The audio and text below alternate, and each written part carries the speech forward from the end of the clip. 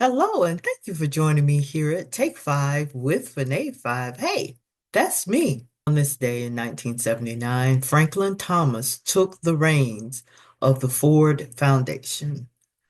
His career spans decades of many more remarkable achievements. Ironically, in my research, there was a program and they were talking about the sponsorships, and the first automaker that popped up was Toyota. Take a look. Following program was funded in part by Toyota, AT&T, Baldwin Richardson Foods, Lincoln Financial Group, Apple, American Airlines. A complete list is available at thehistorymakers.org. From the streets of New York's Bedford-Stuyvesant neighborhood to the corporate boardroom, his career has been one of legends. Lawyer, foundation president, friend of Nelson Mandela, he aided New York City in its time of need. His name is Franklin Thomas.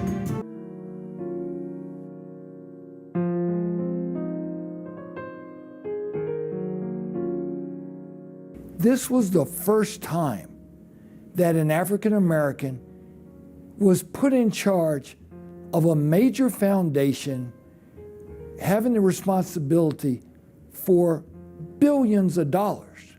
Franklin really was the point of the spear. Frank took over the Ford Foundation at a very challenging moment in the foundation's history.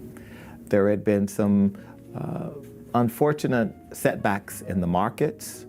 The foundation had received some negative publicity. The foundation lost roughly half of the real value of its endowment due to the tanking of the markets in 73 and 74 because there was an overhang of multi-year grant commitments, so that even with the reduced assets, the foundation had to spend money that it really didn't have. And Frank put into place spending policies and investment policies that held the foundation in good stead. Frank brought discipline, he brought order, he brought a coherence to our work, and he worked diligently with the trustees to reset the foundation on a course for success.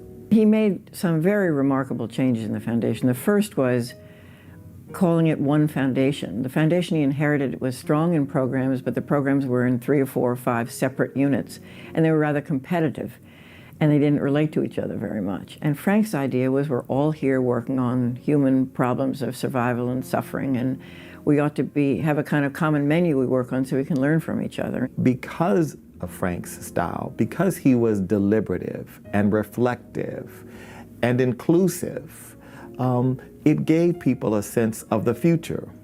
And the future was an exciting future that he was building. It seems to me you're addressing the fundamental domestic issue in our country, how to ensure that our cities regain the economic vitality that has enabled them to offer hope and opportunity to generations of people who have come to this country seeking to better themselves. He is a bridge builder.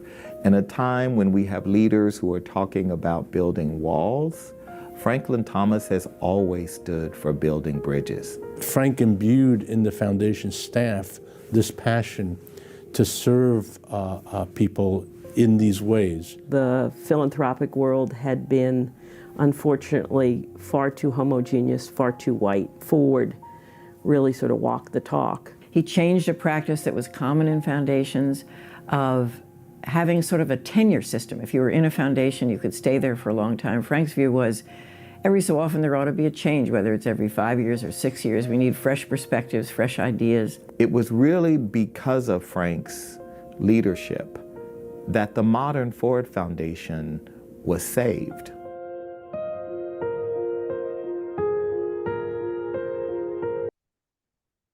Thank you for joining me here at Take Five with Vinay Five. Be blessed.